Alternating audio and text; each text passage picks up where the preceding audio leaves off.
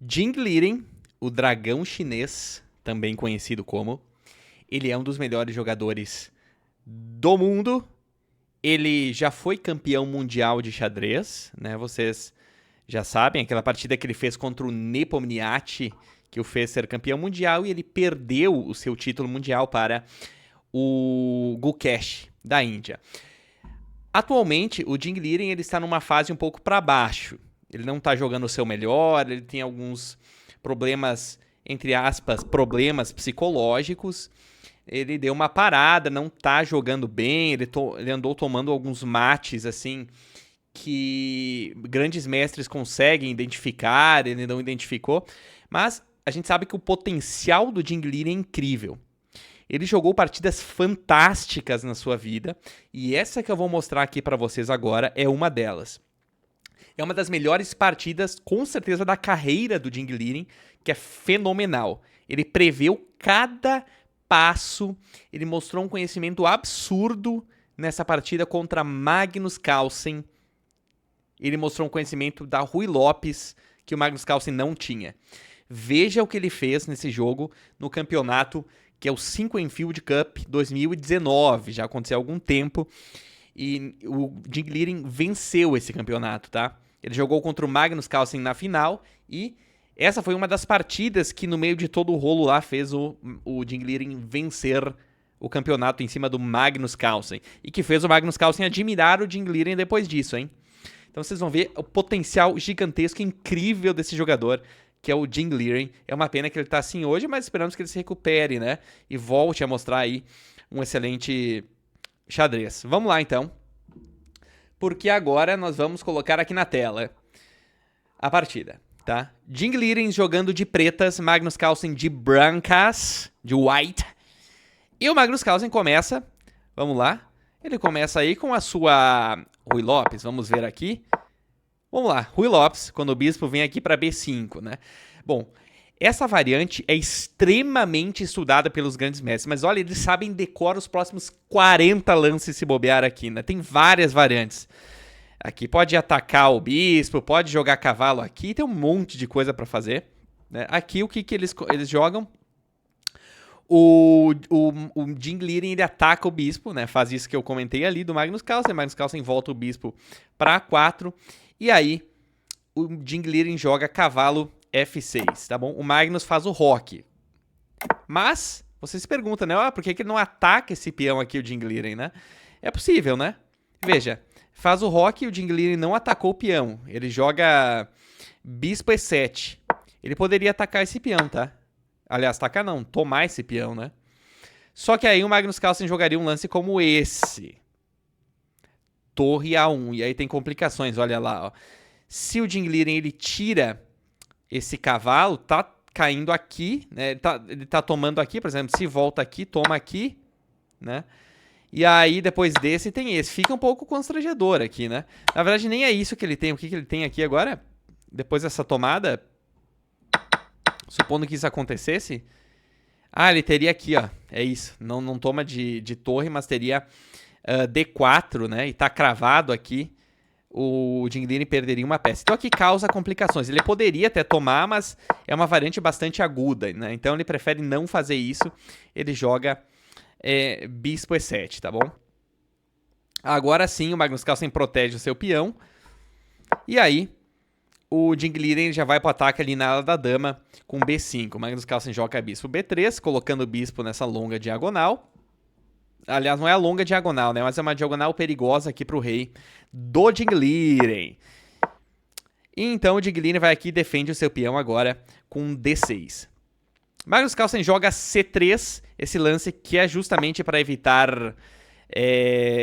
para esconder o bispo agora, depois de cavalo A5, que foi o que o Jing Liren jogou. O cavalo A5 ele consegue esconder o bispo aqui. Esse bispo ele é muito importante nas linhas de Italiana e de Ruy Lopes, portanto não se pode deixar o cavalo tomar esse bispo aqui, né? Por isso que o Magnus Carlsen jogou esse lance, né? Aí você pergunta, mas por que o Jing Liren, em vez de jogar D6, não joga agora, né? O cavalo A5, o bispo não tem para onde fugir.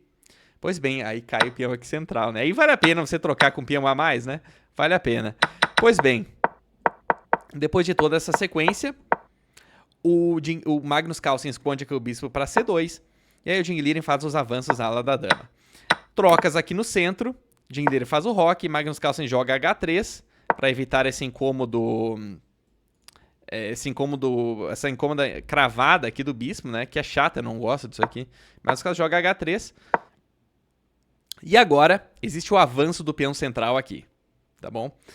Esse avanço é importante, né? Ele cobre casas importantes aqui da posição do nosso caro Jing Liren. Pois bem, depois de bispo D7, cavalo C3, olha o que o Jing Liren faz. Ele manda a dama dele lá para B8, e por incrível que pareça, é um dos melhores lances da posição, né? É incrível, né? Como esses caras conhecem o xadrez, né? Dama B8, é isso que você pegou a dama e jogou lá no canto aqui, ó, pá. Tá aí, é isso.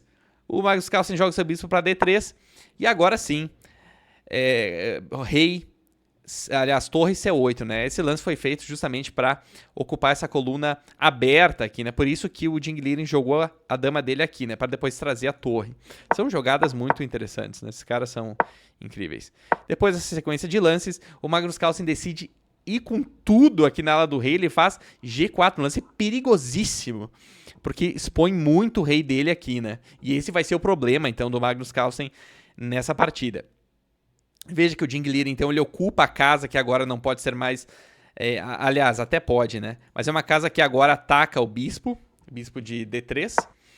O Magnus Carlsen não tem esse problema de perder o bispo. Por quê? Porque esse bispo, nesse momento, agora ele não é tão importante. Ele está bloqueado, né? Então agora o Magnus pode entregar esse bispo aqui tranquilamente. Mas o Jing Liren, ele toma e depois faz o avanço aqui para B4. Olha para que é esse lance aqui, ó. B4, para ameaçar simplesmente ganhar qualidade, né? E o Magnus Carlsen, ele percebe, seria devastador isso, joga torre A1, e aí o Jing Liren oferta trocas. Veja que aqui a troca das damas, né? Veja que aqui o Magnus Carlsen não aceita a troca das damas, porque se ele tomasse essa dama... até é possível, né? Mas veja que o Jing Liren, ele fica com uma vantagem bem interessante aqui, porque ele tem um bispo muito ativo, né? Um bispo muito ativo aí, então ficaria chato para o Magnus Carlsen. Ele decide não trocar. E aqui, detalhe, o Magnus Carlsen precisava da vitória nessa partida, tá? Então, ele não quer trocar as damas, porque ele quer tentar desbalancear a partida e ganhar. Vamos lá. Jing Liren dobra as torres, tá ficando interessante aqui o Jing Liren. Vocês podem perceber na barrinha aí que a partida tá empatada, tá? Está extremamente empatada. E em nenhum momento, na verdade, que a gente está analisando aqui, a gente viu uma discrepância muito grande nessa barrinha, né? Você vê como os caras entendem, é inacreditável. Cavalo D2. E depois aqui desses lances, né? O Magnus Carlsen, ele faz B3 para justamente, que nem a flecha aqui diz, colocar o seu cavalo nessa casa importantíssima de C4, tá bom? O Jing Liren não quer que o Magnus coloque o cavalo nessa casa, então ele tira a dama para agora colocar o bispo aqui em B5, agora sim atacando esse cavalo, né? E o Magnus não pode deixar, porque senão toma o cavalo e depois ganha o peão aqui, né? E ficaria bem ruim para o Magnus Carlsen. Então o Magnus Carlsen tira o cavalo atacando a dama, né? Dama B8. E depois de dama D2, o Jing Liren, ele joga torre C3. É um lance perigoso, porque a torre... se esse peão cair, né, a torre vai ficar um pouco isolada aqui na sala. E é justamente isso que o Magnus Carlsen faz. Ele vai atrás do peão de B4 para essa torre ficar isolada, né? O Jing Liren toma o peão de A3 e veja, ele toma... O Jing Liren evidentemente percebeu, né? Vocês não pensem que o Jing Liren, eu vou ganhar um peão, tomar esse peão aqui para nada, né? Não. Olha o golpe. O Jing Liren toma o golpe que o Magnus Carlsen tenta aplicar, né? Aliás, consegue aplicar. O Jing Liren toma o peão de A3 e o Magnus Carlsen joga com cavalo C6, atacando a dama do Jing Liren, e a torre aqui vai cair, porque o Jing Liren tem que salvar a dama dele, e a torre aqui vai cair. Não pode salvar a dama protegendo a torre, simples assim. Então, né, ele realmente não tira a dama, ele resolve tomar o cavalo, né? E aí o Jing Liren toma... Aliás, o Magnus Carlsen toma a torre do Jing Liren aqui, né? Mas você veja, você pensa, nossa, o Jing Liren entregou a torre, simplesmente ele não calculou isso. É evidente que ele calculou, ele fez de propósito isso, pessoal. Ele tomou aqui de propósito, ele já sabia que o Magnus Carlsen ia fazer esse lance e que ele ia perder qualidade aqui, né? Porque ele tomou a torre, mas perdeu o cavalo. Mas perdeu uma qualidade. A torre vale mais que o cavalo, né? Só que aí, depois da tomada da torre, o Jing Liren, ele toma aqui o peão de D5. Então ele ganha um peão com um ataque aqui na dama, um ataque descoberto. O Magnus Carlsen tem que tirar essa dama daí. E depois do lance dama A5, atacando aqui o bispo do Jing Liren, o Jing Liren toma o peão de E4 do Magnus Carlsen, tá bom? Só que aí que veio o golpe. O Magnus Carlsen tinha algo preparado aqui. Ele tinha algo preparado, que é o quê? G5. O que faz esse lance G5? Ataca o cavalo. Ah, mas é só tirar o cavalo daqui. Mas aí cai o bispo. Cai o bispo, meus amigos. Então, o Magnus Carlsen era uma arapucaça aqui pro Jing Liren. Né? Jogou esse G5 aqui. Né? Só que aí, olha o que... Aí vocês olham, nossa, mas ele jogou G5, armou uma arapuca, mas por que o Jing Liren não tá perdido? A barrinha aqui tá dizendo que tá empatado. Veja o que o Jing Liren tem, cara. Inacreditável. Ele viu esse lance, ele achou. Porque o Jing Liren falou na época, eu tenho inclusive aqui nas anotações dessa partida, que quando ele tomou E4, ele achou que era um lance gratuito. Que era um peão gratuito, aliás, um peão gratuito aqui em E4, né? Mas na verdade não, é que ele não tinha visto que ia ter um G5 depois. Só que ele encontra o lance salvador para ele aqui, que é bispo A8. Ele encontra esse lance no ato ali. Por quê? O Magnus Carlsen, ele joga agora, tá? Ele joga agora dama A6. Por que ele não tomou esse cavalo? Tá? Porque aqui a partida está extremamente empatada depois de dama B7. Porque olha lá, né? Se ele toma esse bispo aqui, primeiro que é mate em 1, né? Não pode tomar o bispo lá. Então aqui o que ele vai ter que jogar? Jogar rei F1. E aí o Jing Liren vai fazer isso aqui, ó. Pá, pá, pá, pá. Acabou a partida. Se o Magnus Carlsen tentar trazer o rei dele pra cá, ela vai perder a partida com muitos cheques aí que vão vir depois, né? Então não pode, perderia. Aqui a partida estaria empatada. Então olha que incrível, né? Esse lance aqui é brilhante. Esse bispo A8, brilhante. Então o Magnus Carlsen, ele não toma o cavalo, ele decide tomar o peão de A6. Agora o Jing Liren, ele joga o lance... Só que agora o Magnus tá perdido. Daqui a gente tava, ele podia ter empatado a partida, mas agora ele tá perdido. Mas ele quer desbalancear. Aqui tá muito imprevisível os lances, né? O Jing Liren, ele joga aqui cavalo D5, atacando esse bispo, né? Seria desconfortável perder esse bispo. O Magnus Carlsen joga o bispo lá para A7, atacando a dama. Dama C7, né? E aí depois de torre C1, o Jing Liren decide fazer a troca de uma dama por 2 torres, né? E aí, esse não é o melhor lance, né? Esse lance mantém a partida empatada. Aqui o que o Jing deveria jogar? Ele deveria bloquear a ação dessa torre aqui com qual lance? Com esse lance aqui. Esse lance aqui, né? Ou esse aqui também, né? Cavalo C3. Bloquear a ação da torre. Mas ele não o faz, ele decide trocar a dama por 2 torres. Devia estar acabando o tempo deles lá, né? E aí, depois de bispo C6, Magnus Carlsen toma o peão de A3. O Jing Liren toma o peão de G5. É uma troca de peões. E aí o Magnus Carlsen comete um erro brutal. Aqui acaba a partida. Acaba a partida aqui, pessoal. Ele toma o peão de D6, achando que é um peão gratuito. Mas olha o que o Jing Liren faz. Ele joga o sacana lance bispo. Isso aqui é impressionante, pessoal.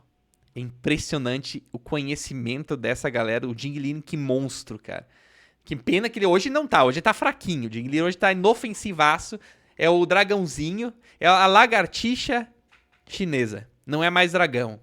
Lagartixa, tá? Mas olha o que ele é capaz, tá? Olha o que ele é capaz. Ele joga bispo F4, cara. Por que esse lance é sacaninha? Crava o cavalo aqui no rei do Magnus Carlsen, tá? E aí agora o Magnus Carlsen joga o lance bispo C5, achando que tava matando a partida, porque tá ameaçando checkmate, né? A gente olha pra essa posição e fica maluco. Meu Deus do céu, perdi, já vou abandonar. Eu jogando online já abandono isso aqui. Mas olha, o Jing Liren tinha tudo sob controle, cara. Né? Porque ele joga aqui olha que incrível, cara. Ele joga o lance aqui, cavalo E7. Aí você pensa, meu Deus do céu, por que que o Magnus tá ganho? Tá ganho. É só pegar e fazer alguma coisa aqui, né?